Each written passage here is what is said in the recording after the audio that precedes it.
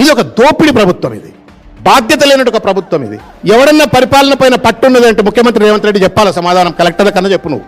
On what ground? Sharada Peetham దగ్గర భూములు గుంజుకుంటామని చెప్పని నోటీసులు ఎట్లు ఇస్తావు? గుంజుకోవడానికి బుల్డోజర్ని ఎట్లా పంపుతావు? పిల్లలు పొద్దుగాలనే మళ్ళా హరీష్ రావు గారు పోయిన తర్వాత తప్పైపోయింది అని చెప్పని నువ్వు ఎట్లా రిట్రీట్ అవుతావు? టీ హబ్లో, టీ వర్క్స్లో రిజిస్ట్రేషన్ కార్యాలయాలు పెట్టచ్చు అని చెప్పని జీవోలు ఎట్లు ఇస్తావు? తెల్లారి పొద్దుగాల మొత్తం నిటిజన్స్ అంతా పెద్ద ఎత్తున గగ్గోలు పెట్టంగానే no we made a mistake అని చెప్పని ఎట్లా రిట్రీట్ అవుతావు?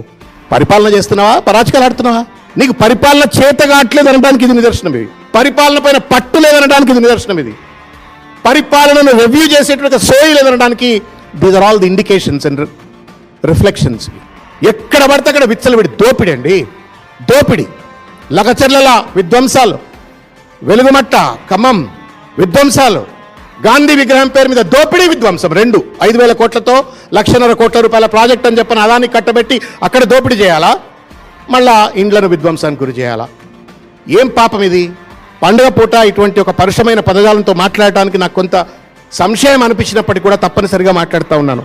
Nobody in the country would have accepted this kind of a nonsense where same paper will be given to two separate examinations, and not even a single showcase notice probably has been given అని చెప్పని ఇంతవరకు ఎక్కడా కూడా మనకు బయట కనబడతలేదు. ఎవడు బాధ్యుడు మరి? ఇది బయటకు వచ్చింది అయితే లోపల ఎంత గుడిపుటాన్ని జరుగుతూ ఉంది, ఏ పరీక్షలలో ఎంత గుడిపుటాన్ని జరుగుతూ ఉంది. పరిపాలన చేత కాకపోతే రేవంత్ రెడ్డి దిగిపోవా? మీ దగ్గర ఉన్న చదువుకున్న వాళ్ళు ఎవరైనా ఉంటే వాళ్ళన్న నేను వెలగబెడతారా? విద్యాశాఖ మంత్రి నీకు ఎందుకు ఏమని చేత కాకపోతే? ఇంగ్లీష్ పీస్ అనేటువంటి విద్యాశాఖ మంత్రి ఎందుకండి? మొత్తం విద్యా వ్యవస్థ సర్వనాశనం చేసినాడు రేవంత్ రెడ్డి గారు.